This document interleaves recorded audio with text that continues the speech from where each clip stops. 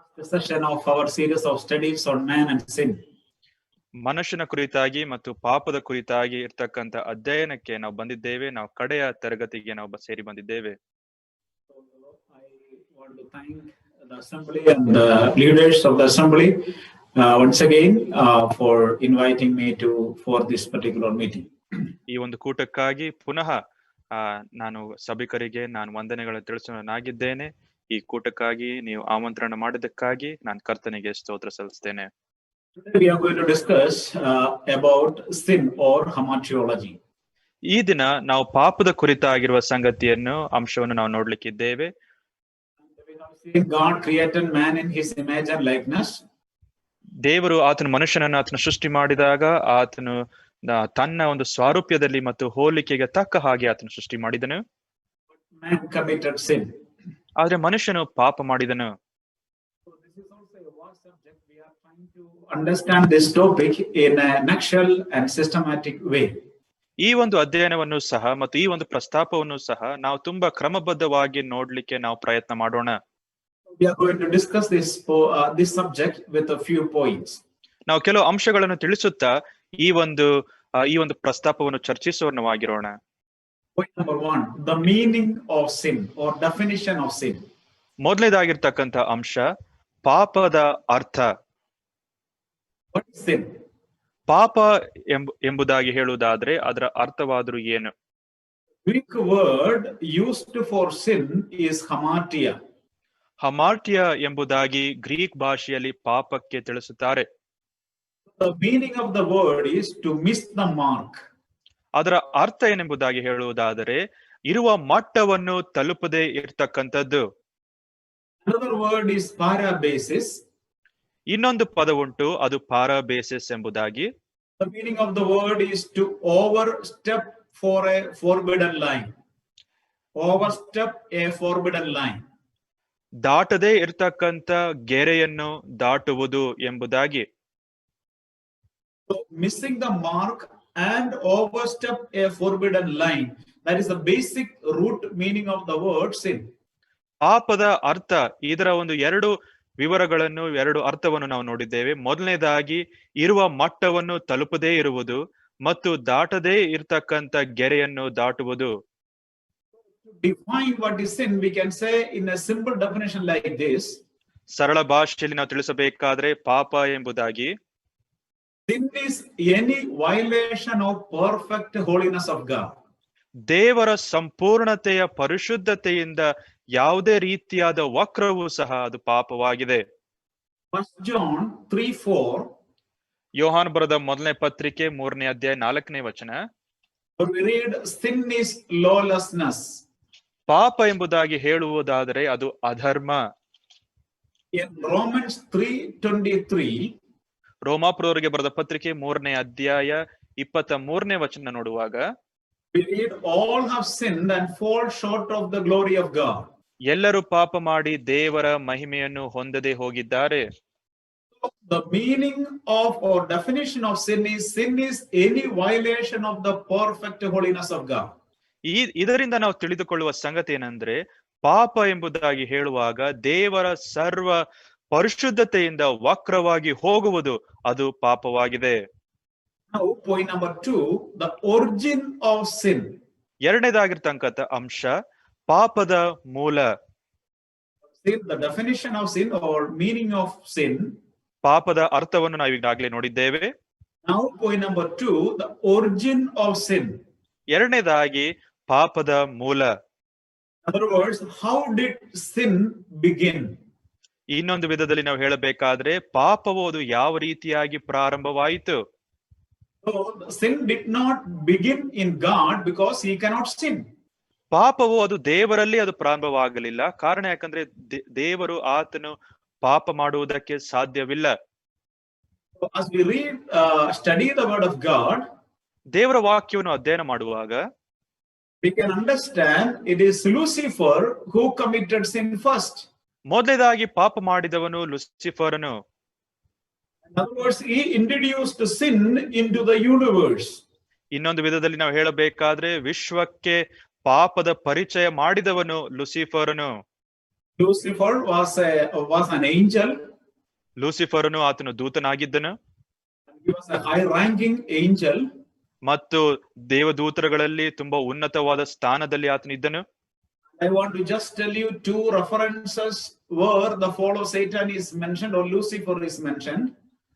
ಸೈತಾನನ ಒಂದು ಬೀಳ್ವಿಕೆ ಅಥವಾ ಲೂಸಿಫರ್ನ ಕುರಿತಾಗಿರ್ತಕ್ಕಂಥ 2 ವಚನ ಭಾಗಗಳು ನಿಮಗೆ ತಿಳಿಸ್ತೇನೆ. We will not read and detail this subject because we don't have time to detail it. ಸಂಪೂರ್ಣವಾಗಿ ವಿವರವಾಗಿ ನೋಡುವುದಕ್ಕೆ ನಮಗೆ ಸಮಯವಿಲ್ಲ, ಎಲ್ಲಾ ವಚನ ಭಾಗಗಳನ್ನು ನೋಡುವುದಕ್ಕೆ ಸಾಧ್ಯವಿಲ್ಲ. And if someone is going to teach you the angelology, this subject will fall under that category. ದೇವದೂತರ ಶಾಸ್ತ್ರದ ಕುರಿತಾಗಿ ಯಾರಾದ್ರೂ ನಿಮಗೆ ಬೋಧನೆ ಮಾಡುವಾಗ ಈ ಒಂದು ಪ್ರಸ್ತಾಪವು ಸಹ ಅದರಲ್ಲಿ ಸ್ವಲ್ಪ ಮಟ್ಟಕ್ಕೆ ಬರುವುದಾಗಿದೆ. Since we are discussing sin, we need to know the origin of sin. That is the reason why I just mentioned here. ಆ ಪಾಪದ ಕುರಿತಾಗಿ ನಾವು ಅಧ್ಯಯನ ಮಾಡುವಾಗ ಪಾಪದ ಮೂಲವನ್ನು ಅರ್ಥ ಮಾಡಿಕೊಳ್ಳುವುದು ಸಹ ತುಂಬಾ ಪ್ರಾಮುಖ್ಯವಾದದ್ದು. ಅದಕ್ಕೆ ನಾನು ತಿಳಿಸ್ತಾ ಇದ್ದೇನೆ. So two references related to the fall of Satan. ಸೈತಾನನ ಬೀಳ್ವಿಕೆ ಇದರ ಕುರಿತಾಗಿ 2 ವಚನ ಭಾಗಗಳನ್ನು ನಾನು ತಿಳಿಸ್ತೇನೆ. Ezekiel chapter 28, 11 to 14. ಎಜೆಕೇಲನ ಗ್ರಂಥ 28ನೇ ಅಧ್ಯಾಯ, verse brother 11 to 14, 1-4. 11ನೇ ವಚನದಿಂದ 14ನೇ ವಚನ ತನಕ. Another passage, Isaiah chapter 14, 1-4, 12 to 15. ಇನ್ನೊಂದು ವಚನ ಭಾಗ ಯೆಶಾಯ ಬರೆದ ಪ್ರವಾದನ ಗ್ರಂಥ 14ನೇ ಅಧ್ಯಾಯ 12ನೇ ವಚನದಿಂದ 15ನೇ ವಚನ ತನಕ. As we read these passages, we can understand we can see the fall of Satan there. ಈ ವಚನ ಭಾಗಗಳನ್ನು ನಾವು ಓದುವಾಗ ನಾವು ಸೈತಾನನ ಒಂದು ಬೀಳ್ವಿಕೆಯನ್ನು ನಾವು ನೋಡುತ್ತೇವೆ. The sin of Lucifer was the pride. ಸೈತಾನನ ಅಥವಾ ಲೂಸಿಫರನ ಒಂದು ಪಾಪವು ಅದು ಜಂಬವಾಗಿತ್ತು. We can say like this. ಈ ರೀತಿಯಾಗಿ ನಾವು ತಿಳಿಸಬಹುದು. Lucifer introduced sin into the universe and man invited into the world. ಲೂಸಿಫರನು ವಿಶ್ವಕ್ಕೆ ಆತನು ಪಾಪದ ಪರಿಚಯವನ್ನು ಆತನು ಮಾಡಿದನು ಮತ್ತು ಮಾನವನು ಲೋಕಕ್ಕೆ ಈ ಒಂದು ಪಾಪವನ್ನು ತಂದನು. Satan is the one who tempted our first parents to commit sin. ನಮ್ಮ ಮೂಲ ಪಿತೃಗಳಾದಂತ ಆದಾಮ್ ಹವ್ವಳನ್ನು ಪಾಪಕ್ಕೆ ಬೀಳುವ ಹಾಗೆ ಪ್ರೇರೇಪಿಸಿದ್ದು ಅದು ಸೈತಾನನೇ ಆಗಿತ್ತು. We do not know the time of Lucifer's fall. ಲೂಸಿಫರ್ನ ಬೀಳ್ವಿಕೆಯ ಕುರಿತಾಗಿರ್ತಕ್ಕಂಥ ಸಮಯದ ಅವಧಿ ನಮಗೆ ತಿಳಿದಿಲ್ಲ.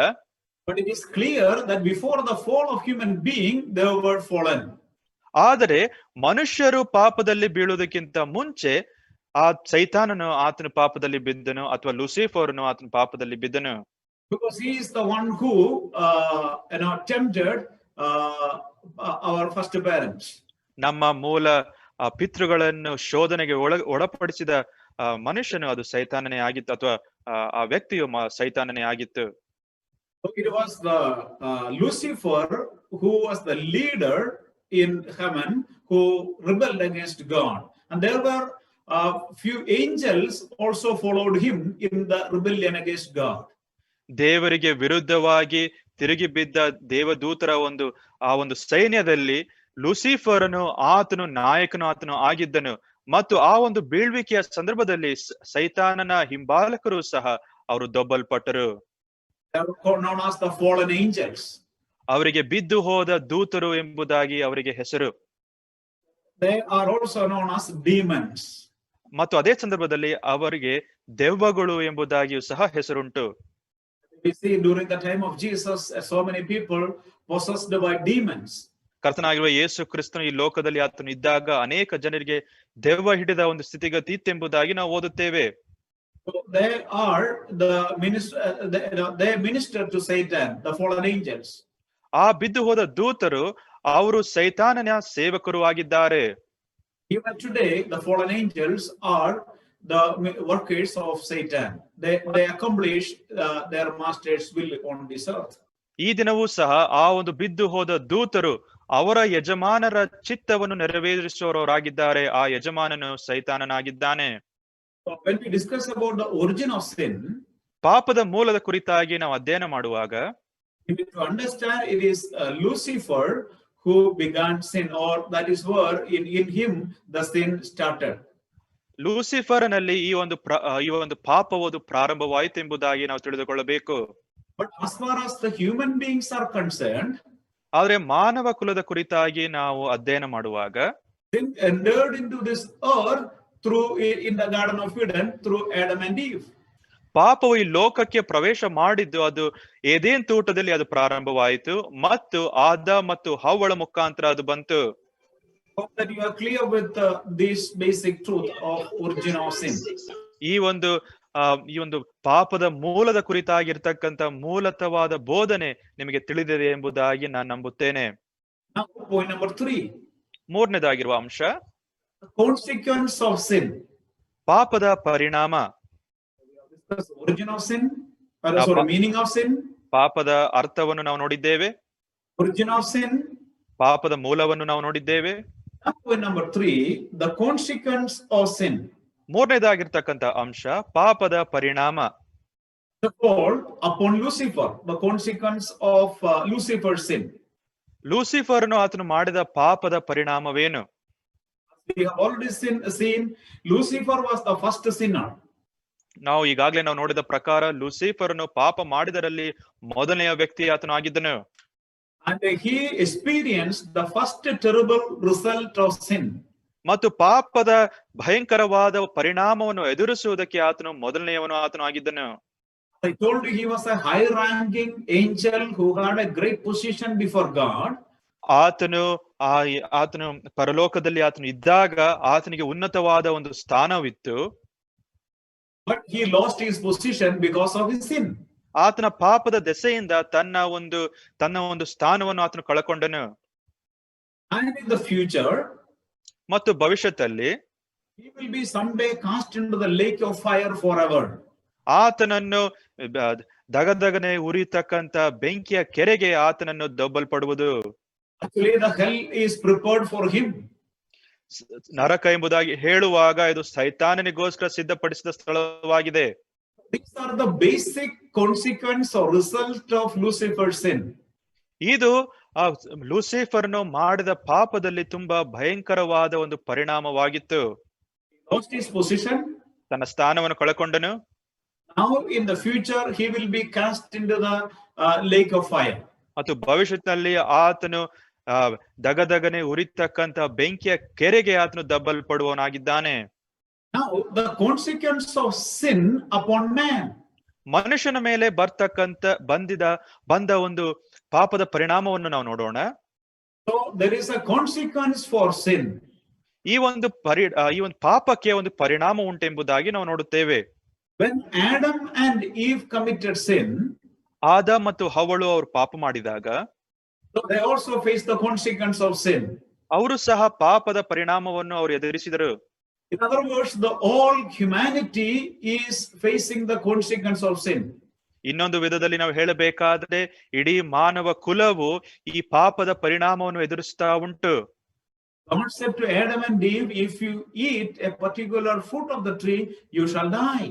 ಈ ಮರದ ಹಣ್ಣನ್ನು ನೀವು ತಿಂದ ಕೂಡಲೇ ನೀವು ಸತ್ತೇ ಸಾಯುವಿರಿ ಎಂಬುದಾಗಿ ದೇವರು ಆತನು ಆದಾಮ್ ಹವ್ವಳಿಗೆ ಆತನು ತಿಳಿಸಿದನು. So in a one word we can say the consequence upon the sin of human being was death. ಇನ್ನೊಂದು ವಿಧದಲ್ಲಿ ನಾವು ಹೇಳಬೇಕಾದ್ರೆ ಮನುಷ್ಯರ ಮೇಲೆ ಬಂದ ಈ ಒಂದು ಪಾಪದ ಪರಿಣಾಮ ಎಂಬುದಾಗಿ ಹೇಳುವಾಗ ಅದು ಮರಣವೇ ಆಗಿತ್ತು. Because of sin, man becomes subjected to death. ಮನುಷ್ಯನ ಪಾಪದ ದೆಸೆಯಿಂದ ಆತನು ಮರಣಕ್ಕೆ ಈಡಾಗಿದ್ದಾನೆ. Now we need to understand what the scripture says about death. ಮರಣದ ಕುರಿತಾಗಿ ಸತ್ಯವೇದವು ನಮಗೆ ತಿಳಿಸುವ ಅಂಶವಾದರೂ ಏನು ಎಂಬುದಾಗಿ ನಾವು ಕಲಿಯಬೇಕು. There are 3 shades of this death. ಈ ಒಂದು ಮರಣದ ಕುರಿತಾಗಿ ನಾವು ನೋಡುವಾಗ ಇದರ ಕುರಿತಾಗಿ 3 ಬಣ್ಣಗಳು ಉಂಟು. One is spiritual death. ಮೊದಲನೇದಾಗಿ ಆತ್ಮಿಕ ಮರಣ. Some people say, Bible is wrong because God said when you eat the fruit of the tree you shall die, but they didn't die on that particular day. ಕೆಲವರು ಈ ರೀತಿಯಾಗಿ ತಿಳಿಸ್ತಾರೆ, ಸತ್ಯವೇದ ಅದು ಸುಳ್ಳಾಡುತ್ತದೆ, ಯಾಕಂದ್ರೆ ದೇವರು ಆದಾಮ್ ಹವ್ವಳಿಗೆ ಹೇಳಿದ ಮಾತು, ಈ ಮರದ ಹಣ್ಣಿನನ್ನು ನೀವು ತಿಂದ ಕೂಡಲೇ ನೀವು ಸತ್ತೇ ಸಾಯುವಿರಿ. ಆದ್ರೆ ಅವ್ರು ತಿಂದರು, ಆದ್ರೆ ಅವ್ರು ಸಾಯಲಿಲ್ಲ. ಇದಕ್ಕೆ ದೇವರು ಹೇಳಿದ ಮಾತು ಸುಳ್ಳು ಎಂಬುದಾಗಿ ಕೆಲವರು ತಿಳಿಸ್ತಾರೆ. Therefore they say that the Bible is wrong. ಸತ್ಯವೇದವು ತಪ್ಪು ಎಂಬುದಾಗಿ ಅದರ ಆಧಾರದ ಮೇಲೆ ತಿಳಿಸ್ತಾರೆ. True that they did not die physically on that particular day. ಆ ಒಂದು ದಿನದಲ್ಲಿ ಅವರು ಶಾರೀರಿಕವಾಗಿ ಅವರು ಸಾಯಲಿಲ್ಲ. But we need to know the meaning of death. ಆದರೆ ಮರಣದ ಅರ್ಥವನ್ನು ನಾವು ತಿಳಿದುಕೊಳ್ಳಬೇಕು. The basic meaning of the word death means separation. ಮರಣದ ಅರ್ಥ ಏನೆಂಬುದಾಗಿ ನಾವು ನೋಡಬೇಕಾದರೆ, ಮರಣ ಎಂದರೆ ಪ್ರತ್ಯೇಕಿಸುವಿಕೆ. So keeping that in mind, we are trying to understand the three shades of death. The first one is spiritual death. ನಾವು ಈ ಒಂದು ಮರಣದ ನೆರಳುಗಳು ಅಥವಾ ಮರಣದ ವರ್ಣಗಳ ಕುರಿತಾಗಿ ನಾವು ನೋಡುತ್ತಾ ಇದ್ದೇವೆ. ಮೊದಲನೇದಾದದ್ದು ಆತ್ಮೀಕವಾದ ಮರಣ. Reference is Ephesians chapter 2 verse 1. ಎಫೆಸದವರಿಗೆ ಬರೆದ ಪತ್ರಿಕೆ 2ನೇ ಅಧ್ಯಾಯ 1ನೇ ವಚನದಲ್ಲಿ ಇದಕ್ಕೆ ಇರತಕ್ಕಂತ ವಾಕ್ಯ ಭಾಗವಾಗಿದೆ. In sin and trespasses. ನೀವು ಪಾಪಗಳ ದೆಸೆಯಿಂದ ಸತ್ತವರಾಗಿದ್ದೀರಿ. What does it mean? ಅದರ ಅರ್ಥ ಏನು? All are separated from God because of sin.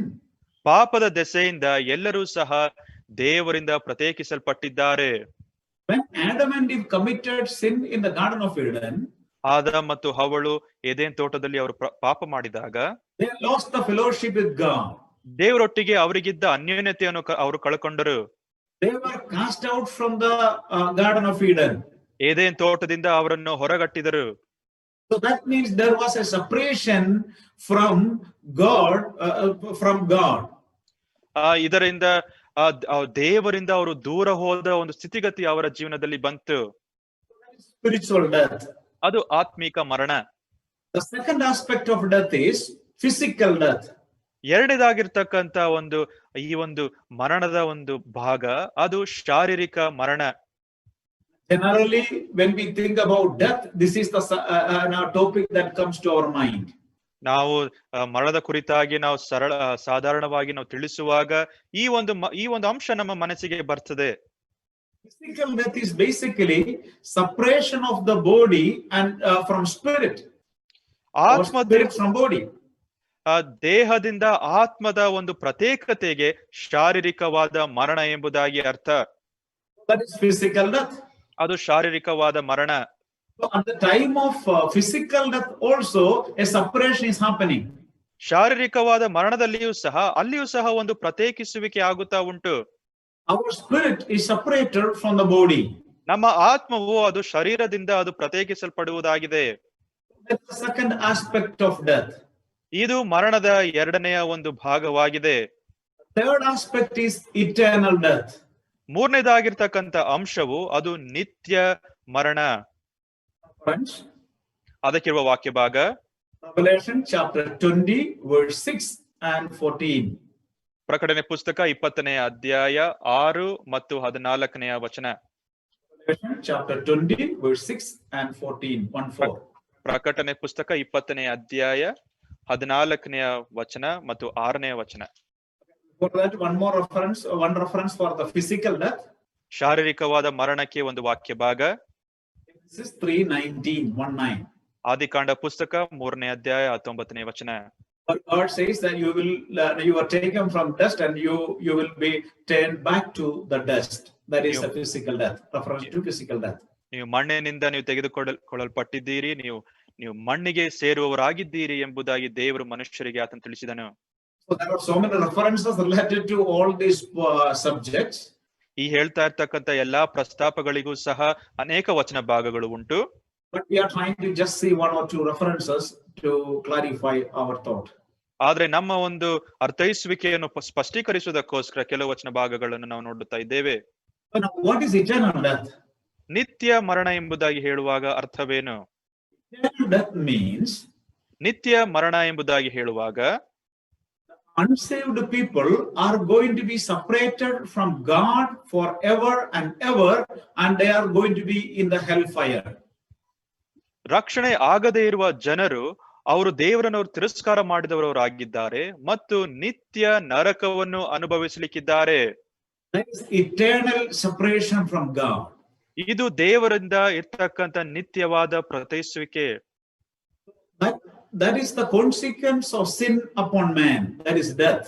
ಮನುಷ್ಯನ ಮೇಲೆ ಬಂದಂತ ಪಾಪದ ಪರಿಣಾಮವೇ ಇದಾಗಿದೆ, ಅದು ಮರಣ.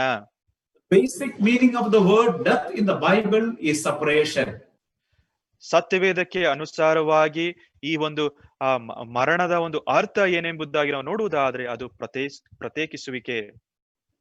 Seen that there is a spiritual death. ಆತ್ಮಿಕ ಮರಣ ಉಂಟೆಂಬುದಾಗಿ ನಾವು ನೋಡಿದ್ದೇವೆ. Ephesians 2:1. ಎಫೆಸದವರಿಗೆ ಬರೆದ ಪತ್ರಿಕೆ 2ನೇ ಅಧ್ಯಾಯ 1ನೇ ವಚನ. There is a physical death. ಶಾರೀರಿಕವಾದ ಮರಣ ಉಂಟು. Genesis 3:19. ಆದಿಕಾಂಡ ಪುಸ್ತಕ 3:19. Third one, eternal death. ಮೂರನೇದಾಗಿ ನಿತ್ಯ ಮರಣ. Revelation chapter 20 verse 6 and 14. ಪ್ರಕಟಣೆ ಪುಸ್ತಕ 20ನೇ ಅಧ್ಯಾಯ 6ನೇ ವಚನ ಮತ್ತು 14ನೇ ವಚನ. So hope that you are clear with the consequence of sin. ಈ ಪಾಪದ ಒಂದು ಪರಿಣಾಮಗಳು ಏನೆಂಬುದಾಗಿ ನಿಮಗೆ ಸ್ಪಷ್ಟೀಕರಣ ಉಂಟೆಂಬುದಾಗಿ ನಾನು ನಂಬುತ್ತೇನೆ. Now we are going to discuss the fourth point. ಈಗ 4ನೇ ಅಂಶವನ್ನು ನಾವು ನೋಡ್ಲಿಕ್ಕಿದ್ದೇವೆ. Character of sin. ಪಾಪದ ಗುಣಲಕ್ಷಣಗಳು. Character of sin. ಪಾಪದ ಗುಣಲಕ್ಷಣಗಳು. That point number 1. ಅದರ ಕೆಳಗೆ ಮೊದಲನೆಯ ಒಂದು ಅಂಶ Inherited sin. Inherited sin. ಇದು ಬಾಧ್ಯತೆಯಾಗಿ ಬಂದಂತ ಪಾಪ. What does it mean by inherited sin? ಬಾಧ್ಯತೆಯಾಗಿ ಬಂದಂತ ಪಾಪ ಎಂಬುದಾಗಿ ಹೇಳುವಾಗ ಅರ್ಥವೇನು?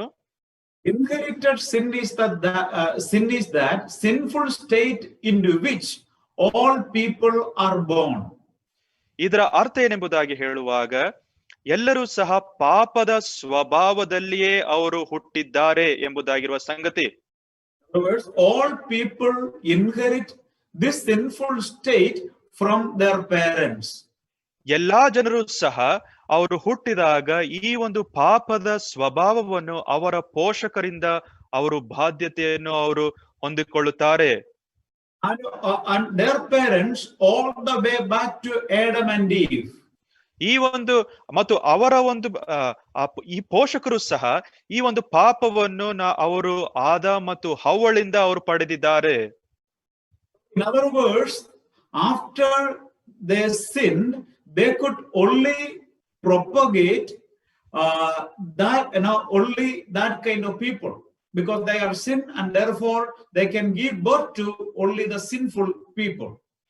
ಇದರಿಂದ ನಾವು ಕಲಿಯುವ ಒಂದು ಸಂಗತಿ ಅಂದ್ರೆ ಮನುಷ್ಯರು ಅವರು ಪಾಪಮಯವಾಗಿರುವ ದೆಸೆಯಿಂದ ಅವರು ಪಾಪ ಮಾಡುವ ಮಕ್ಕಳನ್ನೇ ಅವರು ಪ್ರಚಾರ ಪಡಿಸುವವರಾಗಿರುತ್ತಾರೆ.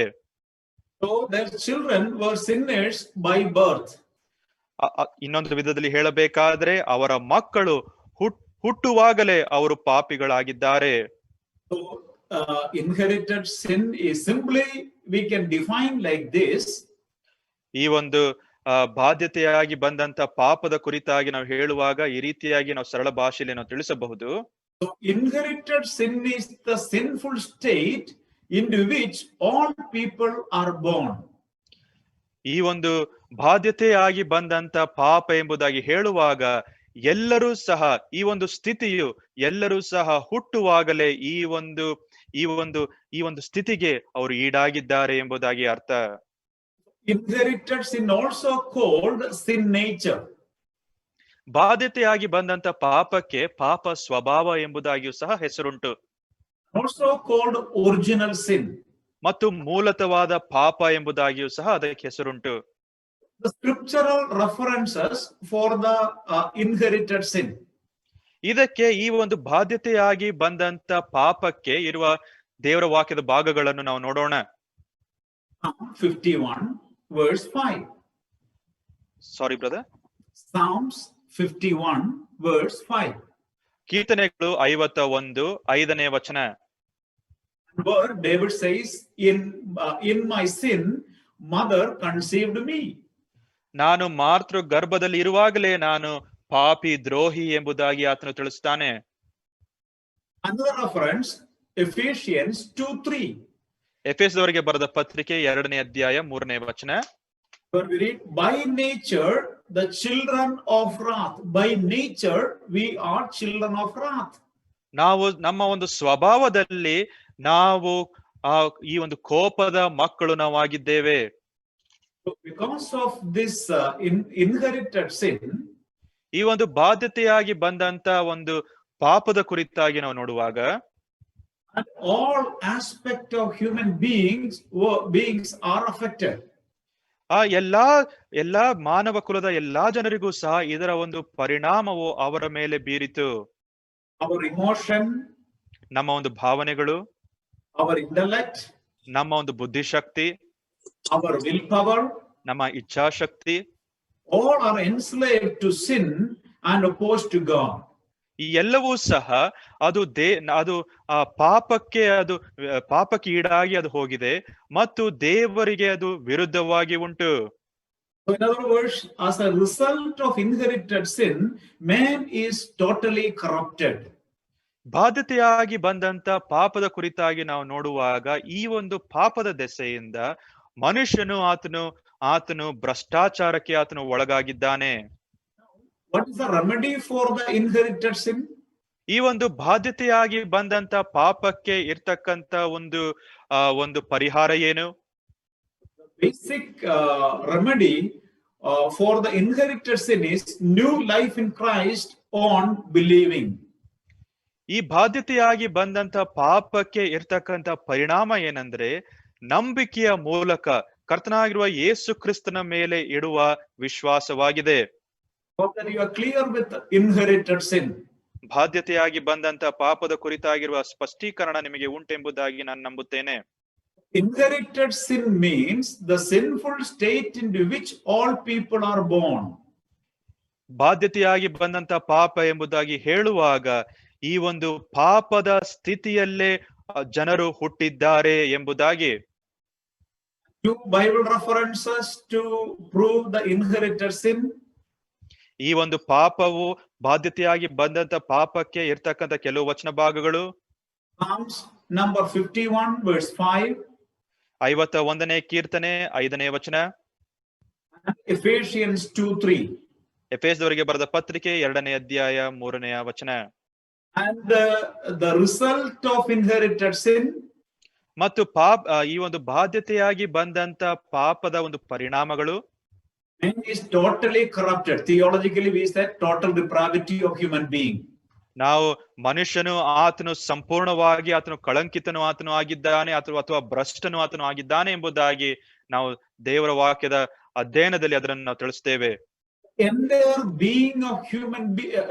being of man is affected because of the inherited sin. ಮನುಷ್ಯನು ಆತನು ತನ್ನ ಜೀವನದಲ್ಲಿ ಆತನು ಸಂಪೂರ್ಣವಾಗಿ ಆತನು ಭ್ರಷ್ಟನಾಗಿದ್ದಾನೆ. ಕಾರಣ ಯಾಕಂದ್ರೆ ಈ ಒಂದು ಬಾಧ್ಯತೆಯಾಗಿ ಬಂದಂತ ಪಾಪದ ದೆಸೆಯಿಂದ. Also we have seen remedy for inherited sin. ಈ ಬಾಧ್ಯತೆಯಾಗಿ ಬಂದಂತ ಪಾಪಕ್ಕೆ ಇರ್ತಕ್ಕಂತ ಪರಿಹಾರವನ್ನು ಸಹ ನಾವು ನೋಡಿದ್ದೇವೆ. New life in Christ is the remedy for inherited sin. ಕರ್ತನಾಗಿರುವ ಯೇಸು ಕ್ರಿಸ್ತನಲ್ಲಿ ಇರ್ತಕ್ಕಂತ ಹೊಸ ಜೀವವೇ ಇದಕ್ಕೆ ಪರಿಹಾರವಾಗಿದೆ. Now we are discussing the character of sin. ನಾವು ಈ ಒಂದು ಪಾಪದ ಒಂದು ಲಕ್ಷಣಗಳನ್ನು ನಾವು ನೋಡ್ತಾ ಇದ್ದೇವೆ. Point number 1 was inherited sin. ಮೊದಲನೇದಾಗಿರ್ತಕ್ಕಂಥ ಅಂಶವು ಬಾಧ್ಯತೆಯಾಗಿ ಬಂದಂತ ಪಾಪವು. Point number 2. ಎರಡನೇದಾಗಿರ್ತಕ್ಕಂಥ ಅಂಶವು imputed sin. ಇದಕ್ಕೆ ಇಂಪ್ಯೂಟೆಡ್ ಸಿನ್ ಎಂಬುದಾಗಿ ನಾವು ತಿಳಿಸ್ತೇವೆ. ಅಂದರೆ ಅದು ವಿಧಿಸಲಾದ ಒಂದು ಪಾಪ. ಹೊರಿಸಲ್ಪಟ್ಟ ಪಾಪ. What is imputed sin? ಸೈಮನಣ್ಣ ತಿರುಗಿ ಹೇಳ್ತೀರಾ? ಹೊರಿಸಲ್ಪಟ್ಟ ಪಾಪ. ತೋರಿಸಲ್ಪಟ್ಟ ಪಾಪ ಎಂಬುದಾಗಿ. So this word imputation is basically from a Latin word. ಈ ಇಂಪ್ಯೂಟೆಡ್ ಎಂಬುದಾಗಿರ್ತಕ್ಕಂಥ ಪದವು ಅದು ಲ್ಯಾಟಿನ್ ಆ ಒಂದು ಭಾಷೆಯಿಂದ ಬಂದದ್ದು. Latin word is imputere. Latin ಭಾಷೆಯ ಪದವು ಅದು ಇಂಪ್ಯೂಟರೆ ಎಂಬುದಾಗಿ. The meaning of the word is to reckon. ಇದಕ್ಕೆ ಇರುವ ಅರ್ಥವು ಅದನ್ನು ಸರಿಪಡಿಸುವುದು ಎಂಬುದಾಗಿ ಅರ್ಥ. Or in other words, to charge to one's account. ಅಥವಾ ಒಬ್ಬನ ಲೆಕ್ಕಕ್ಕೆ ಹಾಕುವುದು. So, in other words, imputation means putting to someone else's account that which may or may not be his. ಇದು ಇನ್ನೊಂದು ವಿಧದಲ್ಲಿ ಹೇಳಬೇಕಾದ್ರೆ ಇಂಪ್ಯೂಟೇಷನ್ ಎಂಬುದಾಗಿ ಹೇಳುವಾಗ ಒಂದು ಅಂಶವನ್ನು ಒಬ್ಬನ ಒಂದು ಲೆಕ್ಕಕ್ಕೆ ನಾವು ಹಾಕುವುದು. ನಾವು ಒಬ್ಬನ ಲೆಕ್ಕಕ್ಕೆ ಹಾಕುವಾಗ ಇದು ಆತನ ಒಂದು ಜವಾಬ್ದಾರಿಕೆ ಆಗಿರಬಹುದು ಅಥವಾ ಆಗದೇ ಸಹ ಇರಬಹುದು. In other words, Adam acted as the representative of mankind. ಇನ್ನೊಂದು ವಿಧದಲ್ಲಿ ನಾವು ಹೇಳಬೇಕಾದ್ರೆ ಆತನು ಮಾನವ ಕುಲದ ಪ್ರತಿನಿಧಿ ಆತನು ಆಗಿದ್ದನು. So Adam's first sin was charged to the account of every man. ಆದಾಮನ ಮೊದಲನೆಯ ಒಂದು ಪಾಪವು ಮಾನವ ಕುಲದ ಪ್ರತಿಯೊಬ್ಬ ಮನುಷ್ಯನ ಲೆಕ್ಕಕ್ಕೆ ಅದು ಹಾಕಲ್ಪಟ್ಟಿತು. Sin transmitted directly from Adam to each individual in every generation. ಪ್ರತಿಯೊಂದು ಪೀಳಿಗೆಯಲ್ಲಿಯೂ ಸಹ ಆದಾಮ ಮತ್ತು ಹವ್ವಳು ಆದಿಯಲ್ಲಿ ಮಾಡಿದ ಪಾಪವು ಪ್ರತಿಯೊಂದು ಪೀಳಿಗೆಯ ಒಂದು ಲೆಕ್ಕಕ್ಕೆ ಅದು ಹಾಕಿದಂತಾಗಿತ್ತು. Since I was in Adam, Adam's sin was imputed to me directly. ನಾನು ಆದಾಮನಲ್ಲಿ ಇದ್ದ ಒಂದು ಕಾಣದ ದೆಸೆಯಿಂದ ಆದಾಮನ ಒಂದು ಪಾಪವು ನನ್ನ ಒಂದು ಲೆಕ್ಕಕ್ಕೆ ಅದು ಬಂತು. So let me give you few references for the imputation of sin. ಈ ಒಂದು ಪಾಪದ ಕುರಿತಾಗಿ ಪಾಪದ ಇಂಪ್ಯೂಟೇಷನ್ ಕುರಿತಾಗಿರ್ತಕ್ಕಂಥ ಸಂಗತಿಗೆ ನಾನು ಕೆಲವು ವಚನ ಭಾಗಗಳನ್ನು ತಿಳಿಸ್ತೇನೆ. Romans 5:12. ರೋಮಾಪುರದಗೆ ಬರೆದ ಪತ್ರಿಕೆ 5ನೇ ಅಧ್ಯಾಯ 12ನೇ ವಚನ. You can read that reference so that it will be clear to you. ನಾನು ಈ ಒಂದು ವಚನವನ್ನು ನಾನು ಓದುತ್ತೇನೆ. ರೋಮಾಪುರದಗೆ ಬರೆದ ಪತ್ರಿಕೆ 5ನೇ ಅಧ್ಯಾಯ 12ನೇ ವಚನ. ಈ ವಿಷಯ ಹೇಗೆಂದರೆ, ಒಬ್ಬ ಮನುಷ್ಯನಿಂದಲೇ ಪಾಪದಿಂದ ಮರಣವು ಲೋಕದೊಳಗೆ ಸೇರಿದವು. ಎಲ್ಲರೂ ಪಾಪ ಮಾಡಿದರಿಂದ ಮರಣವು ಹೀಗೆ ಎಲ್ಲರಲ್ಲಿಯೂ ವ್ಯಾಪಿಸಿತು. Through one man sin entered into the world. ಒಬ್ಬ ಮನುಷ್ಯನ ಮುಖಾಂತರ ಪಾಪವು ಎಲ್ಲಾ ಮನುಷ್ಯರಿಗೆ ಅದು ವ್ಯಾಪಿಸಿತು. So through one man sin spread through the whole world and to all people. ಒಬ್ಬ ಮನುಷ್ಯನ ಮುಖಾಂತರವೇ ಪ್ರತಿಯೊಬ್ಬ ಮನುಷ್ಯರಿಗೂ ಸಹ ಪಾಪವು ಅದು ವ್ಯಾಪಿಸಿತು. So that is imputed sin. ಇದುವೇ ವ್ಯಾಪಿಸುವ ಒಂದು ಪಾಪವಾಗಿದೆ. Another reference for imputed sin, Hebrews chapter 7, 10, 9 and 10. ಇನ್ನೊಂದು ವಚನ ಭಾಗವನ್ನು ನಾವು ನೋಡುವವರಾಗಿರೋಣ. ಇಬ್ರಿಯರಿಗೆ ಬರೆದ ಪತ್ರಿಕೆ 7ನೇ ಅಧ್ಯಾಯ 9 ಮತ್ತು 10ನೇ ವಚನ. Now the result of imputed sin. ಈ ಒಂದು ಪಾಪದ ಒಂದು ಪರಿಣಾಮವನ್ನು ಸಹ ನಾವು ನೋಡುವವರಾಗಿರೋಣ. ತೊರಿಸಲ್ಪಟ್ಟ ಪಾಪದ ಕುರಿತಾಗಿರ್ತಕ್ಕಂಥ ಒಂದು ಪರಿಣಾಮವನ್ನು ನಾವು ನೋಡೋಣ. Result of imputed sin is physical death. ಈ ಒಂದು ತೊರಿಸಲ್ಪಟ್ಟ ಪಾಪದ ಒಂದು ಪರಿಣಾಮವು ಅದು ಶಾರೀರಿಕವಾದ ಮರಣವಾಗಿದೆ. We have seen the result of inherited sin was the total corruption, or the man is totally corrupted. ಮನುಷ್ಯನು ಆತನು ಸಂಪೂರ್ಣವಾಗಿ ಭ್ರಷ್ಟನು ಆಗಿದ್ದಾನೆ ಎಂಬುದಾಗಿರುವ ಸಂಗತಿಯನ್ನು ಈ ಒಂದು ತೊರಿಸಲ್ಪಟ್ಟ ಪಾಪದಿಂದ ನಾವು ಅರ್ಥ ಮಾಡಿಕೊಳ್ಳುವವರಾಗಿದ್ದೇವೆ. But in the imputed sin, physical death is the result of this imputed sin. ಆದ್ರೆ ತೊರಿಸಲ್ಪಟ್ಟ ಒಂದು ಪಾಪದ ಕುರಿತಾಗಿ ನಾವು ನೋಡುವಾಗ ಇದು ಶಾರೀರಿಕವಾದ ಒಂದು ಮರಣದ ಕುರಿತಾಗಿ ಅದು ತಿಳಿಸುವುದಾಗಿದೆ. Now the remedy for imputed sin. ತೊರಿಸಲ್ಪಟ್ಟ ಪಾಪಕ್ಕೆ ಇರ್ತಕ್ಕಂಥ ಪರಿಹಾರವನ್ನು ನಾವು ನೋಡೋಣ. The remedy is the imputed righteousness of Christ the moment anyone believes. ಒಬ್ಬ ಮನುಷ್ಯನು ಆತನು ಕರ್ತನಾಗಿರುವ ಯೇಸು ಕ್ರಿಸ್ತನ ಮೇಲೆ ಆತನು ನಂಬಿಕೆಯನ್ನು ಇಡುವಾಗಲೇ, ನೀತಿವಂತಿಕೆಯಿಂದ ಆತನು ನಂಬಿಕೆಯನ್ನು ಇಡುವಾಗಲೇ ಈ ಒಂದು ತೊರಿಸಲ್ಪಟ್ಟ ಪಾಪಕ್ಕೆ ಪರಿಹಾರ ಸಿಕ್ಕುವುದಾಗಿದೆ.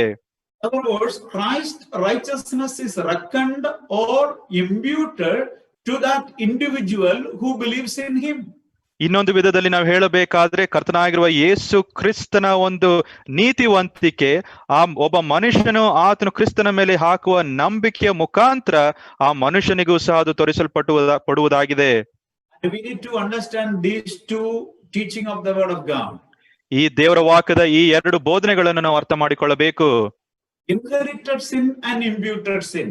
ಬಾಧ್ಯತೆಯಾಗಿ ಬಂದಂತ ಪಾಪ ಮತ್ತು ತೋರಿಸಲ್ಪಟ್ಟ ಪಾಪ. Inherited sin is the sin nature that we have received through our parents. ಬಾಧ್ಯತೆಯಾಗಿ ಬಂದಂತ ಪಾಪ ಎಂಬುದಾಗಿ ನಾವು ಹೇಳುವಾಗ ನಾವು ನಮ್ಮ ಪೋಷಕರಿಂದ ಅದನ್ನು ನಾವು ಪಡೆದಿದ್ದೇವೆ. Imputed sin is the sin that we have received through Adam. ಮತ್ತು ತೋರಿಸಲ್ಪಟ್ಟ ಪಾಪವನ್ನು ನಾವು ಆದಾಮನಿಂದ ನಾವು ಪಡೆದಿದ್ದೇವೆ. In that case, he is the representative of human being. ಆತನು ಮಾನವ ಕುಲದ ಪ್ರತಿನಿಧಿ ಆತನು ಆಗಿದ್ದಾನೆ. So we have seen the inherited sin and imputed sin. ನಾವು ಬಾಧ್ಯತೆಯಾಗಿ ಬಂದಂತ ಪಾಪ ಮತ್ತು ತೋರಿಸಲ್ಪಟ್ಟ ಪಾಪ ಈ ಎರಡು ಅಂಶಗಳನ್ನು ನಾವು ನೋಡಿದ್ದೇವೆ. Now point number 3. ಮೂರನೇದಾಗಿ Personal sin, or let us put it in another word, sin of the Christian sin. Sin of Christian. Yeah. ವೈಯಕ್ತಿಕವಾದ ಪಾಪ ಅಥವಾ ಒಬ್ಬ ಕ್ರೈಸ್ತನ ಪಾಪ. An important topic that we need to discuss in detail. ಈ ಒಂದು ಪ್ರಸ್ತಾಪವನ್ನು ನಾವು ತುಂಬಾ ವಿವರವಾಗಿ ನಾವು ನೋಡುವುದು ಒಳ್ಳೆಯದು. But when we discuss personal sin, ವೈಯಕ್ತಿಕವಾದ ಪಾಪದ ಕುರಿತಾಗಿ ನಾವು ಚರ್ಚೆ ಮಾಡುವಾಗ give you a simple definition of personal sin. ಈ ಒಂದು ವೈಯಕ್ತಿಕವಾದ ಪಾಪದ ಕುರಿತಾಗಿರ್ತಕ್ಕಂಥ ಸರಳವಾದ ಒಂದು ವಿವರಣೆಯನ್ನು ನಾನು ನಿನಗೆ ಕೊಡುತ್ತೇನೆ. So the personal sin is any thought or attitude, act or failure to act that violates God's standard or perfect holiness. Once again, I will say it so that you may be able to get all the entire sentence. So personal sin is any thought or attitude, act or failure to act that violates God's standard of perfect holiness. ಈ ಒಂದು ವೈಯಕ್ತಿಕವಾದ ಪಾಪ ಎಂಬುದಾಗಿ ನಾವು ತಿಳಿಸುವಾಗ ಒಬ್ಬ ಮನುಷ್ಯನ ಒಂದು ಆಲೋಚನಾ ಶಕ್ತಿ ಮತ್ತು ಒಬ್ಬ ಮನುಷ್ಯನ ಮನೋಭಾವ ಮತ್ತು ಆತನು ದೇವರ ಮಟ್ಟವನ್ನು ಮುಟ್ಟುವುದಕ್ಕೆ ಸಾಧ್ಯವಾಗದೇ ಇರುವ ಒಂದು ಸ್ಥಿತಿಗತಿ.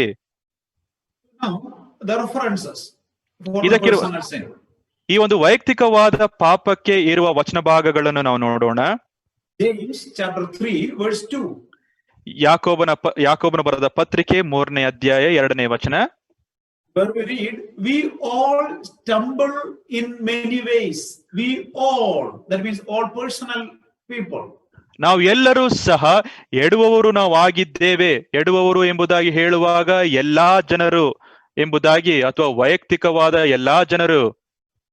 Then second reference, Romans 3:23. ಇನ್ನೊಂದು ವಚನ ಭಾಗ ರೋಮಾಪುರದವರಿಗೆ ಬರೆದ ಪತ್ರಿಕೆ 3ನೇ ಅಧ್ಯಾಯ 23ನೇ ವಚನ. All have sinned and fall short of the glory of God. ಎಲ್ಲರೂ ಪಾಪ ಮಾಡಿ ದೇವರ ಮಹಿಮೆಯನ್ನು ಹೊಂದದೆ ಹೋಗಿದ್ದಾರೆ. So this is very clear. These two references talk about the personal sin. ಈ ಎರಡು ವಚನ ಭಾಗಗಳು ಅದು ವೈಯಕ್ತಿಕ ಪಾಪದ ಕುರಿತಾಗಿ ಮಾತನಾಡುವುದಾಗಿದೆ. The penalty or consequence of sin, personal sin. ವೈಯಕ್ತಿಕವಾದ ಪಾಪಕ್ಕೆ ಇರ್ತಕ್ಕಂಥ ಪರಿಣಾಮ ಅಥವಾ ಶಿಕ್ಷೆ. So as far as the unbelievers are concerned, or their sins prevent him from having fellowship, a personal relationship with God until he is saved. ಒಬ್ಬ ಅವಿಶ್ವಾಸಿಯು ಆತನು ದೇವರ ಒಟ್ಟಿಗೆ ಒಂದು ನಿಕಟವಾದ ಸಂಬಂಧ ಅಥವಾ ಅನ್ಯೋನ್ಯತೆಯನ್ನು ಹೊಂದುವುದಕ್ಕೆ ಆತನಿಗೆ ಸಾಧ್ಯವಾಗುವುದಿಲ್ಲ. ಆತನು ನಂಬಿಕೆ ಇಡುವುದಾದ್ರೆ ಮಾತ್ರ ಈ ಒಂದು ಆನಂದವನ್ನು ಸ್ವೀಕಾರ ಮಾಡುವುದಕ್ಕೆ ಆತನಿಗೆ ಸಾಧ್ಯ ಉಂಟು. That is the case of unbeliever. ಇದು ಅವಿಶ್ವಾಸಿಗಳ ಕುರಿತಾಗಿ. But as far as the believer is concerned, ವಿಶ್ವಾಸಿಗಳ ಕುರಿತಾಗಿ ನಾವು ನೋಡುವುದಾದರೆ, before I discuss about the personal sin of a Christian, ಒಬ್ಬ ಕ್ರೈಸ್ತನ ಒಂದು ವೈಯಕ್ತಿಕವಾದ ಪಾಪದ ಕುರಿತಾಗಿ ನಾನು ತಿಳಿಸಿದೆ. let me tell the fact of sin in the believer. ಈ ಒಂದು ವಿಶ್ವಾಸಿಯಲ್ಲಿ ಇರ್ತಕ್ಕಂಥ ಪಾಪದ ಒಂದು ಸತ್ಯಾಂಶವನ್ನು ನಾನು ತಿಳಿಸ್ತೇನೆ. Being a believer does not free one from sinning. ಒಬ್ಬ ವಿಶ್ವಾಸಿ ಆತನ ವಿಶ್ವಾಸಿ ಆದ ಒಂದು ಕಾಣದ ದೆಸೆಯಿಂದ ಆತನಿಗೆ ಪಾಪದಿಂದ ಬಿಡುಗಡೆ ಸಿಕ್ಕಿದೆ ಎಂಬುದಾಗಿ ಅರ್ಥವಲ್ಲ. Because even though we are saved, still the sin nature is in us. ನಮಗೆ ರಕ್ಷಣೆ ಇದ್ದರೂ ಸಹ ಪಾಪದ ಸ್ವಭಾವವು ನಮ್ಮಲ್ಲಿ ಉಂಟು. When we accepted Jesus Christ as our personal Lord and Savior, ನಾವು ಕರ್ತನಾಗಿರುವ ಯೇಸು ಕ್ರಿಸ್ತನು ನಮ್ಮ ಒಡೆಯನು ರಕ್ಷಕನಾಗಿದ್ದಾನೆ ಎಂಬುದಾಗಿ ನಾವು ಸ್ವೀಕಾರ ಮಾಡಿದಾಗ the penalty of sin, the eternal death is taken from us. ಈ ಒಂದು ನಿತ್ಯವಾದ ಒಂದು ಮರಣವು ನಮ್ಮಿಂದ ತೆಗೆಯಲ್ಪಟ್ಟಿದೆ. But still the sin nature is there. ಆದ್ರೂ ಸಹ ಪಾಪದ ಸ್ವಭಾವವು ನಮ್ಮಲ್ಲಿ ಉಂಟು.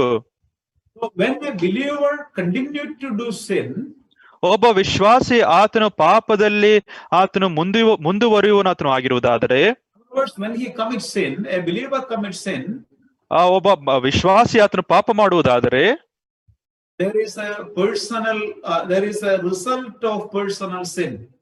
ಅಲ್ಲಿ ವೈಯಕ್ತಿಕವಾದ ಒಂದು ಪಾಪದ ಒಂದು ಪರಿಣಾಮ ಅಲ್ಲಿ ಉಂಟು.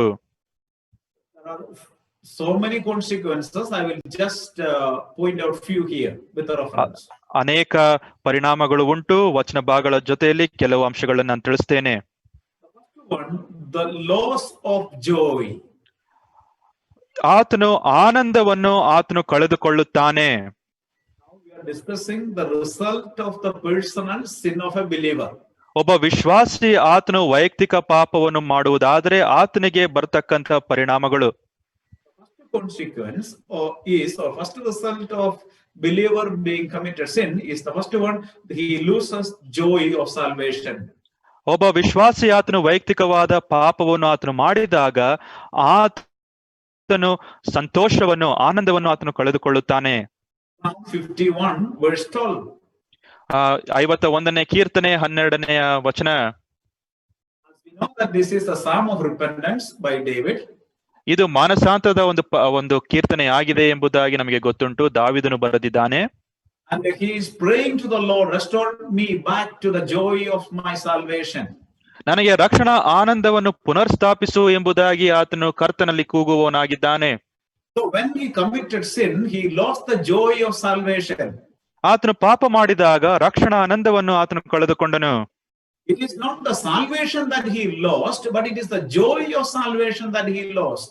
ಆತನು ರಕ್ಷಣೆಯನ್ನು ಆತನು ಕಳೆದುಕೊಳ್ಳಲಿಲ್ಲ, ಆದ್ರೆ ರಕ್ಷಣಾ ಆನಂದವನ್ನು ಆತನು ಕಳೆದುಕೊಂಡಿದ್ದಾನೆ. So this is one of the, when we follow the biblical principles, we live according to the standard of God, we can rejoice always in our Christian life. ನಾವು ದೇವರ ಒಂದು ಮಟ್ಟವನ್ನು ಅದಕ್ಕೆ ಪ್ರಯಾಸ ಪಡುವವನಾಗಿರುವುದಾದರೆ ನಾವು ಕ್ರಿಸ್ತನಲ್ಲಿ ಸಿಗ್ತಕ್ಕಂತ ಆನಂದವನ್ನು ನಾವು ಸಂತೋಷವಾಗಿ ಅನುಭವಿಸಬಹುದು. Paul says, rejoice. Again I say unto you, rejoice in Philippians. ಫಿಲಿಪ್ಪಿದವರಿಗೆ ಬರೆದ ಪತ್ರಿಕೆಯಲ್ಲಿ ಪೌಲನು ಆತನು ತಿಳಿಸ್ತಾನೆ, ಯಾವಾಗಲೂ ಸಂತೋಷಿಸಿರಿ ಎಂದು ತಿರುಗಿ ಹೇಳುತ್ತೇನೆ ಎಂಬುದಾಗಿ ಆತನು ತಿಳಿಸುವವನಾತನು ಆಗಿದ್ದಾನೆ. When he was writing that letter, he was in the prison because of the gospel of the Lord Jesus Christ. ಕರ್ತನಾಗಿರುವ ಯೇಸು ಕ್ರಿಸ್ತನ ಸುವಾರ್ತೆಯನ್ನು ಆತನು ಸಾರುವವನಾತನು ಆಗಿರುವ ಕಾರಣದ ದಿಸೆಯಿಂದ ಆತನು ಸೆರೆಮನೆಯಿಂದ ಈ ಪತ್ರಿಕೆಯನ್ನು ಆತನು ಬರೆಯುತ್ತಾ ಇದ್ದಾನೆ. Even when he was in the prison, he could rejoice in the Lord. That is the reason why he could admonish the believers to rejoice in the Lord. ಆತನು ಸೆರೆಮನೆಯಲ್ಲಿ ಆತನು ಇದ್ದರೂ ಸಹ ಆತನು ಕರ್ತನಾಗಿರುವ ಯೇಸು ಕ್ರಿಸ್ತನಲ್ಲಿ ಆತನು ರಕ್ಷಣೆಯನ್ನು ಆತನು ಅನುಭವಿಸ್ತಾ ಇದ್ದಾನೆ.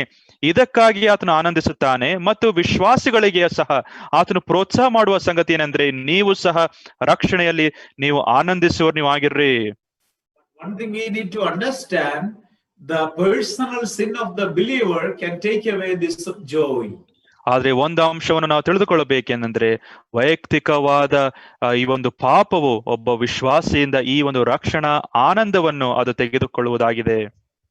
Let me ask you a personal question. Do you have the joy of salvation in your life? ನಾನು ಒಂದು ವೈಯಕ್ತಿಕವಾದ ಪ್ರಶ್ನೆ ನಿಮಗೆ ಕೇಳ್ತೇನೆ, ಈ ಒಂದು ರಕ್ಷಣಾ ಆನಂದವು ನಿಮ್ಮಲ್ಲಿ ಉಂಟು? We are locked down in home and the world is locked down in one sense or other sense. ನಾವು ಮನೆಯಲ್ಲಿ ನಾವಿದ್ದೇವೆ, ಲಾಕ್ ಡೌನ್ ಅಲ್ಲಿ ನಾವಿದ್ದೇವೆ, ಇಡೀ ಲೋಕವೇ ಲಾಕ್ ಡೌನ್ ಅಲ್ಲಿ ಇರಬಹುದು. servants of the Lord, and I am unable to travel and go and propagate the gospel or do the ministry. ನಾನು ಯಾವಾಗ್ಲೂ ಪ್ರಯಾಣ ಮಾಡುವವನಾಗಿದ್ದೆನು, ಆದರೆ ಈ ದಿನಗಳಲ್ಲಿ ಪ್ರಯಾಣ ಮಾಡಿ ದೇವರ ಸೇವೆಯನ್ನು ಪ್ರಯಾಣ ಮಾಡುವುದಕ್ಕೆ ಸಾಧ್ಯವಾಗುತ್ತಾ ಇಲ್ಲ.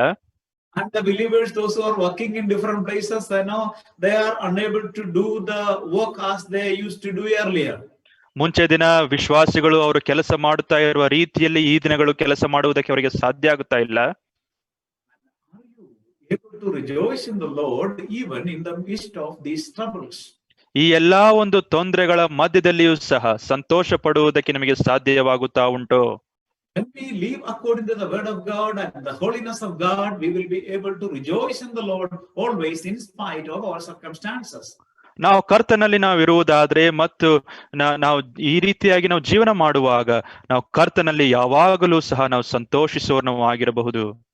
That's the first result of personal sin in the life of believer, that is loss of joy. ಒಬ್ಬ ವಿಶ್ವಾಸಿಯ ಜೀವನದಲ್ಲಿ ಆತನು ವೈಯಕ್ತಿಕವಾಗಿ ಆತನು ಪಾಪ ಮಾಡುವುದಾದರೆ ಆತನು ರಕ್ಷಣಾ ಆನಂದವನ್ನು ಆತನು ಕಳೆದುಕೊಳ್ಳುವವನಾತನು ಆಗಿರುತ್ತಾನೆ. Second one is loss of peace. ಎರಡನೇದಾಗಿ ಶಾಂತಿ ಸಮಾಧಾನವನ್ನು ಆತನು ಕಳೆದುಕೊಳ್ಳುತ್ತಾನೆ. John chapter 3 verses 4 to 10. We are not going to read. I will just give you the reference. You can read it later on. Yes, brother. Can you repeat the reference, please? John chapter 3 4 to 10. 1 ಯೋಹಾನ 3ನೇ ಅಧ್ಯಾಯ 4ನೇ ವಚನದಿಂದ 10ನೇ ವಚನ ತನಕ. Third one, ಮೂರನೇದಾಗಿ loss of fellowship.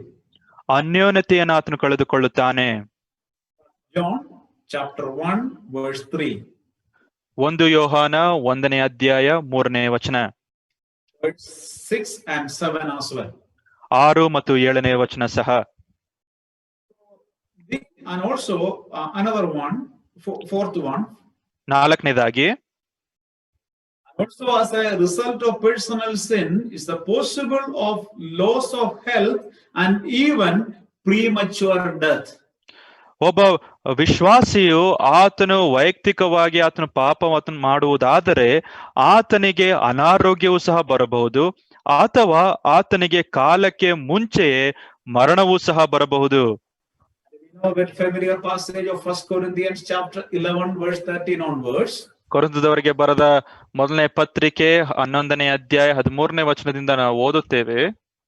Read there now, because of this many of you are sick and many of you are weak and many of you sleep.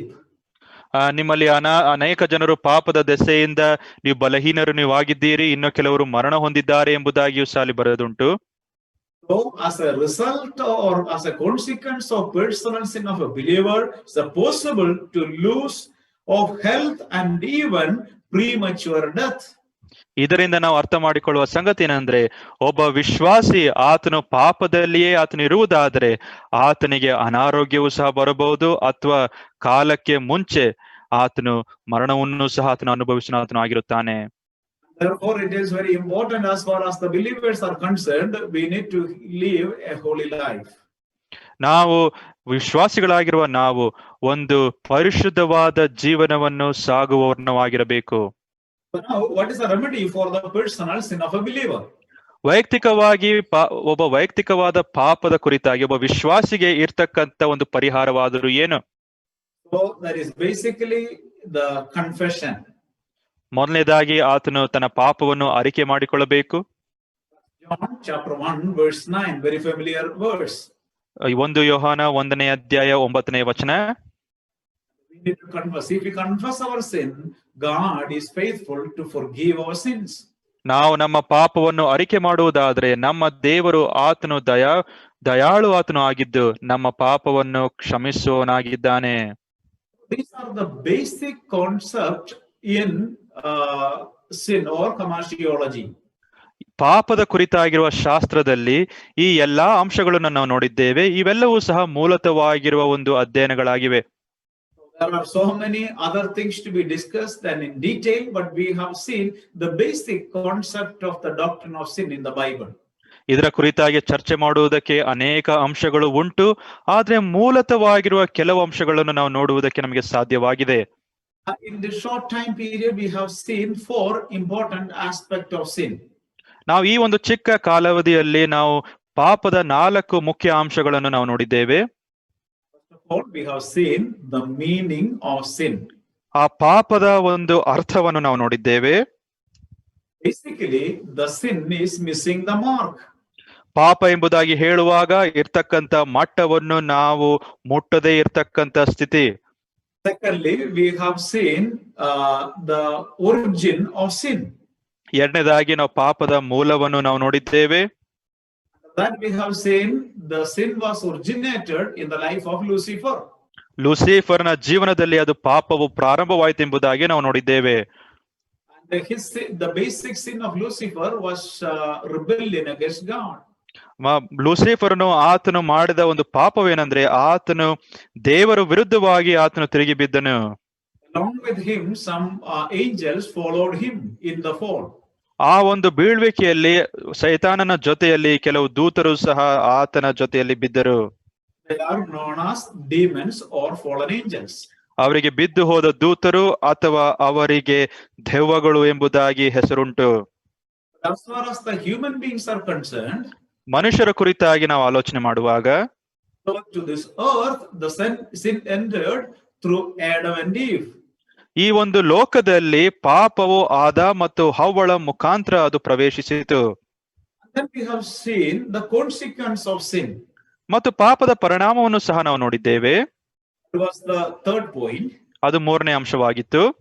And we have seen consequence of sin of Lucifer. ಲೂಸಿಫರ್ನ ಒಂದು ಪಾಪದ ಪರಿಣಾಮ ನೋಡಿದ್ದೇವೆ. And he lost his position. ಆತನು ತನ್ನ ಸ್ಥಾನವನ್ನು ಆತನು ಕಳೆದುಕೊಂಡನು. Secondly, he will someday cast into the lake of fire forever. ಮತ್ತು ಭವಿಷ್ಯದಲ್ಲಿ ಆತನು ದಗದಗನೆ ಉರಿತಕ್ಕಂತ ಬೆಂಕಿಯ ಕೆರೆಗೆ ಆತನನ್ನು ದೊಬ್ಬಲ್ಪಡುವುದು ಎಂಬುದಾಗಿಯೂ ಸಹ ನಾವು ನೋಡುತ್ತೇವೆ. And we have seen consequence of sin upon man. ಮನುಷ್ಯನ ಮೇಲೆ ಬರುವಂತಹ ಪಾಪದ ಒಂದು ಪರಿಣಾಮವನ್ನು ಸಹ ನಾವು ನೋಡಿದ್ದೇವೆ. That's basically death. ಅದು ಮರಣವಾಗಿದೆ. And we have seen 3 aspects of death. ಮರಣ ಕುರಿತಾಗಿರುವ 3 ಭಾಗಗಳನ್ನು ನಾವು ನೋಡಿದ್ದೇವೆ. The basic concept of death is separation. ಪಾಪದ ಮೂಲತವಾಗಿರುವ ಅರ್ಥ ಏನೆಂಬುದಾಗಿ ನಾವು ನೋಡುವುದಾದ್ರೆ ಅದು ಪ್ರತ್ಯೇಕಿಸುವಿಕೆ. We have seen spiritual death, ಆತ್ಮಿಕ ಮರಣ, physical death, ಶಾರೀರಿಕ ಮರಣ and eternal death. ಮತ್ತು ನಿತ್ಯ ಮರಣ ಸಹ ನಾವು ನೋಡಿದ್ದೇವೆ. And we have seen the 4th point, that is character of sin. 4ನೇ ಅಂಶವನ್ನು ನಾವು ನೋಡಿದ್ದೇವೆ, ಪಾಪದ ಲಕ್ಷಣಗಳು. One was inherited sin. ಮೊದಲೇದಾಗಿ ಇರ್ತಕ್ಕಂಥ ಪಾಪವು ಅದು ಬಾಧ್ಯತೆಯಾಗಿ ಬರ್ತಕ್ಕಂಥ ಪಾಪ. Inherited sin is the sin that we have inherited through our parents. ಬಾಧ್ಯತೆಯಾಗಿ ಬಂದಂತ ಪಾಪ ಎಂಬುದಾಗಿ ಹೇಳುವಾಗ ನಮ್ಮ ಪೋಷಕರಿಂದಲೇ ಬಂದಂತ ಪಾಪವಾಗಿದೆ. Then we have seen secondly imputed sin. ನಂತರ ನಾವು ತೋರಿಸಲ್ಪಟ್ಟ ಪಾಪದ ಕುರಿತಾಗಿಯೂ ಸಹ ನಾವು ನೋಡಿದ್ದೇವೆ. Sin that is been imputed us through Adam. ಆದಾಮನ ಮುಖಾಂತರ ಮಾನವ ಕುಲಕ್ಕೆ ಬಂದಂತ ಒಂದು ಪಾಪವು. We have seen personal sin. ಮತ್ತು ವೈಯಕ್ತಿಕವಾದ ಪಾಪವನ್ನು ಸಹ ನಾವು ನೋಡಿದ್ದೇವೆ. Personal sin is another aspect that we have discussed, and we have seen the reference for personal sin. ಈ ಒಂದು ವೈಯಕ್ತಿಕವಾದ ಪಾಪದ ಕುರಿತಾಗಿ ಕೆಲವು ವಚನ ಭಾಗಗಳನ್ನು ನಾವು ನೋಡಿದ್ದೇವೆ. ಅದನ್ನು ಸಹ ಸ್ವಲ್ಪ ಮಟ್ಟಕ್ಕೆ ವಿವರವನ್ನು ಸಹ ನಾವು ನೋಡಿದ್ದೇವೆ. Also we have seen the personal sin of a believer. ಮತ್ತು ಒಬ್ಬ ವಿಶ್ವಾಸಿ ಆತನು ವೈಯಕ್ತಿಕವಾದ ಪಾಪವನ್ನು ಮಾಡುವಾಗ ಅದರ ಕುರಿತಾಗಿಯೂ ಸಹ ನಾವು ನೋಡಿದ್ದೇವೆ. And we have to understand, though we are Christians, still the sin nature is in us. ನಾವು ಕ್ರೈಸ್ತರಾಗಿದ್ದರೂ ಸಹ ಪಾಪದ ಸ್ವಭಾವವು ನಮ್ಮಲ್ಲಿ ಉಂಟು. When we commit sin, there is a consequence of sin. ಕ್ರೈಸ್ತರಾಗಿ ನಾವು ಪಾಪ ಮಾಡುವಾಗ ಆ ಪಾಪಕ್ಕೆ ಪರಿಣಾಮ ಉಂಟೆಂಬುದಾಗಿಯೂ ಸಹ ನಾವು ತಿಳಿದುಕೊಳ್ಳಬೇಕು. And we have seen 4 points under that. ಅದರಲ್ಲಿ 4 ಅಂಶಗಳು ನೋಡಿದ್ದೇವೆ. Loss of joy, ಸಂತೋಷವು ಅದು ಕಳೆದುಕೊಳ್ಳುವುದಾಗಿದೆ. loss of peace, Shanti ಸಮಾಧಾನವು ಕಳೆದುಕೊಳ್ಳುವುದಾಗಿದೆ. loss of fellowship, ಅನ್ಯೋನ್ಯತೆಯನ್ನು ನಾವು ಕಳೆದುಕೊಳ್ಳುತ್ತೇವೆ. loss of health, and even that may lead to a immature death. ಮತ್ತು ನಾವು ಅನಾರೋಗ್ಯಕ್ಕೂ ಸಹ ನಾವು ಈಡಾಗುತ್ತೇವೆ, ಅಥವಾ ಕಾಲಕ್ಕೂ ಮುಂಚೆ ಬರ್ತಕ್ಕಂಥ ಮರಣವೂ ಸಹ ನಮಗಾಗಬಹುದು. We have seen remedy for the personal sin of a believer is to confess. ಒಬ್ಬ ಕ್ರೈಸ್ತನು ಆತನು ಪಾಪದಲ್ಲಿ ಆತನು ಬೀಳುವುದಾದರೆ ಅದಕ್ಕೆ ಇರ್ತಕ್ಕಂಥ ಪರಿಹಾರವೇನೆಂದ್ರೆ ಆತನು ತನ್ನ ಪಾಪವನ್ನು ಅರಿಕೆ ಮಾಡಿಕೊಳ್ಳಬೇಕು. Conclude this session on doctrine of sin. ಈ ಒಂದು ಪಾಪದ ಕುರಿತಾಗಿರ್ತಕ್ಕಂಥ ಶಾಸ್ತ್ರದ ಒಂದು ಅಧ್ಯಯನದ ಅಂತಿಮ ಭಾಗಕ್ಕೆ ನಾವು ಬರುವಾಗ In our personal life, if there is a sin that is unconfessed in my personal life, ನಾನು ಅರಿಕೆ ಮಾಡದೇ ಇರ್ತಕ್ಕಂಥ ಪಾಪವು ನನ್ನ ಜೀವನದಲ್ಲಿ ಉಂಟೋ ಎಂಬುದಾಗಿ ನಾವು ನಮ್ಮನ್ನೇ ಪ್ರಶ್ನೆ ಮಾಡುವವರಾಗಿರಬೇಕು. unconfessed sin, let us take a moment to confess our sins before the Lord. ನಾವು ಅರಿಕೆ ಮಾಡದೇ ಇರ್ತಕ್ಕಂಥ ಪಾಪವು ನಮ್ಮಲ್ಲಿ ಇರುವುದಾದ್ರೆ ನಾವು ಕರ್ತನ ಮುಂದೆ ಅದನ್ನು ಅರಿಕೆ ಮಾಡುವವನಾಗಿರೋಣ.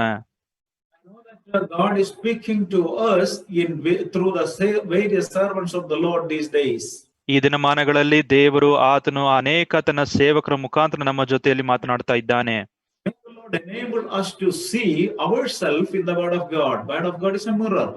Let us see our face be in the light of the Word of God. ನಾವು ದೇವರ ವಾಕ್ಯದ ಬೆಳಕಿನಲ್ಲಿ ನಾವು ನಮ್ಮನ್ನೇ ನಾವು ನೋಡುವವನಾಗಿರೋಣ. ಸತ್ಯವೇದವು ಅದು ದರ್ಪಣವಾಗಿ ಉಂಟು, ನಾವು ನಮ್ಮನ್ನೇ ಪರೀಕ್ಷಿಸಿಕೊಳ್ಳುವವನಾಗಿರೋಣ.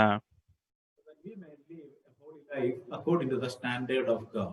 ಕರ್ತನು ದೇವರು ಆತನು ಇಟ್ಟಿರುವ ಒಂದು ಮಟ್ಟದ ಪ್ರಕಾರ ನಾವು ಜೀವನ ಮಾಡುವವರನಾಗಿರೋಣ. Thank you once again for sparing time with me. ನನ್ನ ಜೊತೆಯಲ್ಲಿ ಸಮಯವನ್ನು ನೀವು ಕಳೆದದಕ್ಕಾಗಿ ನಿಮ್ಮೆಲ್ಲರಿಗೂ ಸಹ ನಾನು ವಂದನೆಗಳು